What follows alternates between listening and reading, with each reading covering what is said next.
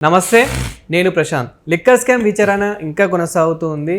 కసిరెడ్డి తొందరలోనే విచారణకి హాజరు కానున్నారు. మరి ఈ విచారణలో ఏం జరుగుతుంది, విచారణ తర్వాత అతను అరెస్టు కాబోతున్నాడా అనే విషయాలు కూడా తెలుసుకుందాం. దీని గురించి అయితే మాట్లాడేందుకు ప్రస్తుతం మనతో పాటు సీనియర్ జర్నలిస్ట్ దుర్గా కుమార్ గారు ఉన్నారు. నమస్తే అండి. నమస్తే ప్రశాంత్, మన వుల్ఫ్ వీక్షకులకు కూడా. సార్, కసిరెడ్డి తొందరలోనే ఈ సిట్ విచారణకైతే హాజరు కానున్నట్లు సమాచారం వచ్చింది.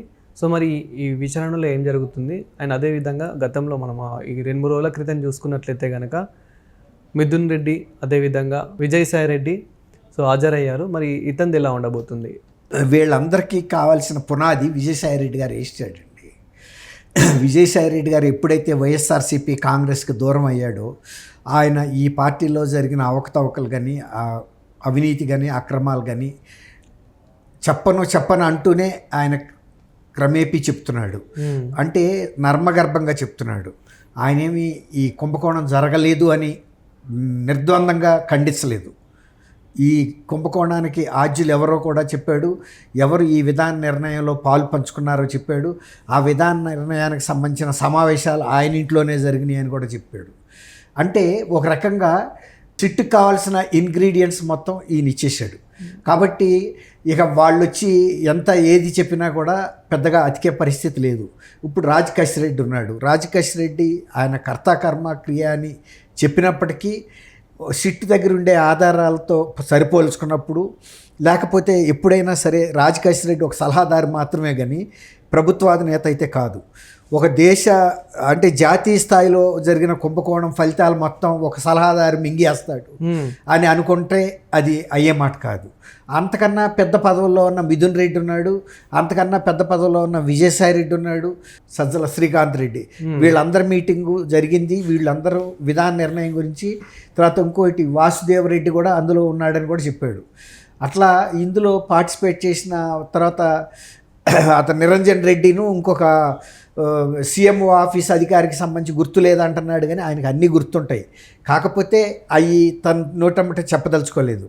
అసలు అన్నిటికీ మించి అసలు ఏదైనా అది మద్యం విధాన నిర్ణయం అనేది ఒక ఎంపీ, ఒక రాజ్యసభ మెంబరు, ఒక సజ్జల శ్రీకాంత్ రెడ్డి, లేకపోతే ఇతను కసిరెడ్డి తీసుకుంటారు. వీళ్ళెవరు?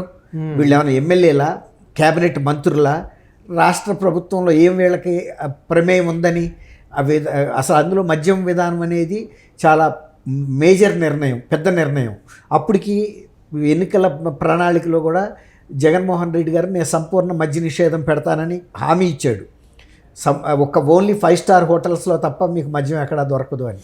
అలాంటప్పుడు అలాంటి కీలకమైన వాళ్ళ ఎన్నికల ప్రణాళికలో ఉన్న అంశం మీద ఎవరైతే ఇవాళ ఈ లిక్కర్ కుంభకోణంలో నేరస్తులుగా ఉన్నారో వాళ్ళే విధాన నిర్ణయం కూడా చేశారు అంటే, దాన్ని బట్టి వీళ్ళకి ఏ విధమైనటువంటి దోచుకోవటానికి ఏ విధానం కావాలో దాన్ని నిర్ణయించుకున్నారు. అంటే దొంగలే వాళ్ళు ఏ విధంగా దొంగతనం చేయాలో నిర్ణయించుకుని చేయటం అన్నమాట. అంటే వాళ్ళు ఆ వేస్ అన్నిటినీ క్లియర్ చేసి పెట్టుకున్నారు. సపోజ్ దొంగతనం చేయాలి ఒక ఇంట్లో, వాళ్ళే ముందెళ్ళి ఎక్కడెక్కడ తలుపులు తీసి ఉంచాలో కనుక తీసి వచ్చినట్టు. ఇప్పుడు వివేకానంద రెడ్డి గారి హత్య కేసులో కూడా వాళ్ళ వాచ్మెన్తోనూ వాళ్ళు కుమ్మక్కైపోయి ముందే కొన్ని తలుపులు తీసి ఉంచారు. ఆయన ప్రతి డోరు వెళ్ళి చెక్ చేసుకోడు కదా, లోన పడుకోబోయే ముందు ఆటోమేటిక్గా లాక్ చేస్తారు అనుకున్నాడు. కానీ అది ముందే ఇంటి దొంగలే దాంట్లో ఉన్నారు కాబట్టి వాటిని తీసి ఉంచారు. పలానా డోర్లోంచి మీరు లోపలికి వెళ్ళొచ్చు అన్న తర్వాత అర్ధరాత్రి ఆయన నిద్రపోయిన తర్వాత చాలా హాయిగా ప్రవేశించారు మారణాయుధాలు పట్టుకుని. అప్పటి వరకు అవినాష్ రెడ్డి గారి ఇంట్లో కూర్చుని మందు మాకు కొట్టుకుంటా ఏ టైంలో వెళ్ళాలో ఆ టైంలో వెళ్ళి మళ్ళీ గుడిసప్పుడు కాకుండా వచ్చేసారు. అంటే వాళ్ళు ఏమనుకున్నారంటే ఇంకా అసలు ఇంటి గుట్టు ఈశ్వరుడికైనా పట్టలేడు, ఇంటి దొంగని ఈశ్వరుడైనా పట్టలేడని. అట్లాగే ఇప్పుడు ఎవరైతే ఈ కుంభకోణంలో పాత్రదారులుగా ఉన్నారో వాళ్ళే ఈ విధానాలను కూడా రూపొందించారు. ఎట్లా ఎవరెవరు ఎక్కడ ఉండాలి, డిస్టిలరీస్ ఎవరెవరు ఉంటాయి, ఆ డిస్టిలరీస్ నుంచి ఎంత రేటుకి తీసుకోవాలి, బేవరేజెస్ కార్పొరేషన్లో ఎలా నొక్కేయాలి, ఆ నొక్కిన డబ్బుని ఎక్కడికి పంపాలి, అలాగే ఆ రీటైల్ అమ్మకాల్లో ఎక్కువ అంత నగదు రూపంలో అమ్మాలి, ఆ నగదుని ఎలా సమీకరించాలి, ఎలా లీక్ అవ్వకుండా దాన్ని ప్యాలెస్ వరకు తీసుకెళ్ళాలి. ఇలాంటి నిర్ణయాలన్నీ కూడా అసలు ప్రభుత్వంతో ప్రమేయం లేని వ్యక్తులు నిర్ణయించారని విజయసాయిరెడ్డి ఘంటాపదంగా చెప్తున్నాడు, ప్రెస్ ముందు చెప్పాడు. అదే సిట్ వాళ్ళకు కూడా చెప్పొచ్చాడు. ఇంకా ఏం మిగిలింది సిట్లో వాళ్ళకి ఇంకా విచారించడానికి? చాలా ఇంగ్రీడియంట్స్ ప్రాథమికంగా ఆయన ఇచ్చేశాడు. కసిరెడ్డి రాజశేఖర రెడ్డి తప్పించుకు తిరుగుతాడు. ఎంతకాలం తిరుగుతాడు? ఇప్పుడు తను వాళ్ళ ఫాదర్ని కూడా తీసుకొచ్చారు, ఉపేందర్ రెడ్డి. 2 సార్లు 3 సార్లు ఆయన్ని ఇంట్రాగేట్ చేశారు. ఎంతో కొంత విషయాలు బయటికి వాళ్ళు పోలీసులు తీయగలరు.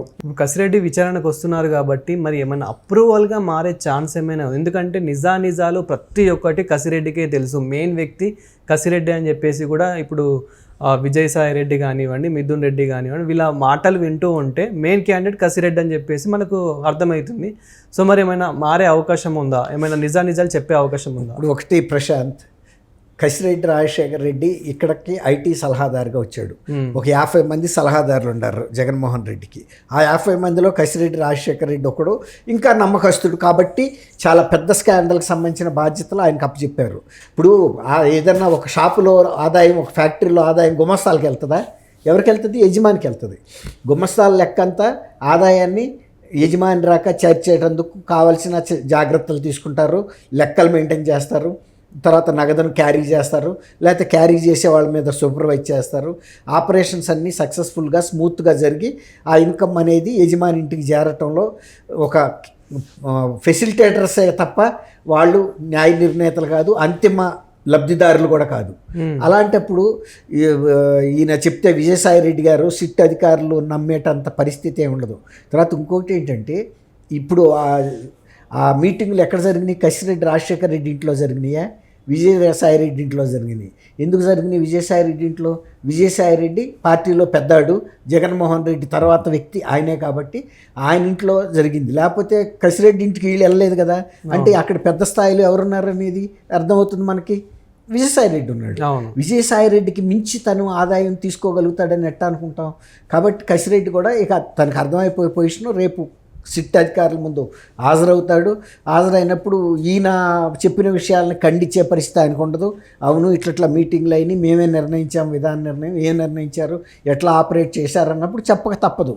ఇగో ఇంతంత డిస్టిలరీస్, ఇగో ఆర్డర్స్ ఇట్లా ఇచ్చాము, ఇగో ఇంతంత ఆదాయం వచ్చింది, ఇవి ఫలానా ఆయనకి వెళ్ళిందని చెబుతాడు. కానీ నేనే తీసుకున్నానని చెప్పే అంత ధైర్యం అతనికి ఉంటుందా? నమ్మేటంత అమాయకత్వం సిట్ అధికారులకు ఉంటుందా? ప్రజలకు ఉంటుందా? ఎప్పుడైనా ఈ లాజికల్ ఎండ్ ఎవరుంటారో వాళ్ళ దగ్గరికి వెళ్తాయి. సూత్రధారులే ప్రధానం. ఇప్పుడు వివేకానంద రెడ్డి గారి హత్యలో దస్తగిరి అల్టిమేట్ అంటే ఎవరన్నా నమ్ముతారా? దస్తగిరికి డబ్బులు ఇచ్చిన వాళ్ళు ఎవరు? వాళ్ళు అసలు మెయిన్ పర్సన్స్. దస్తగిరి ఒక కిరాయి హంతకుడు, అంతవరకే. 40 కోట్లు ఇచ్చిన వ్యక్తి ఎవరైతే ఉన్నాడో ఆయన ప్రయోజనాల కోసం ఇచ్చాడు. ఎవరినో చంపడానికి అయితే ఇవ్వరు కదా, ఎవరినో XYZ కోసం వివేకానంద రెడ్డి కాబట్టే ఇచ్చారు. కాబట్టి వివేకానంద రెడ్డి గారు కొంతమందికి అడ్డంకిగా మారాడు, కొరకరాని కొయ్యిగా మారాడు. ఆయన ఉంటే భవిష్యత్తులో మన ప్రయోజనాలకు దెబ్బ తగులుతాయి అనుకున్నారు, మనం పెరగలేమనుకున్నారు, ఏమనుకున్నారో తెలియదు. ఏదుండా ఆ డబ్బులు ఇచ్చిన వ్యక్తులు ఎవరైతే ఉన్నారో వాళ్ళు కీలక సూత్రధారులు తప్ప పాత్రధారిగా ఉన్న దస్తగిరి అయితే కాదు, ఇంకెవరు కూడా కాదు. Thank you sir. Thank you Prashant, మన వీక్షకులు.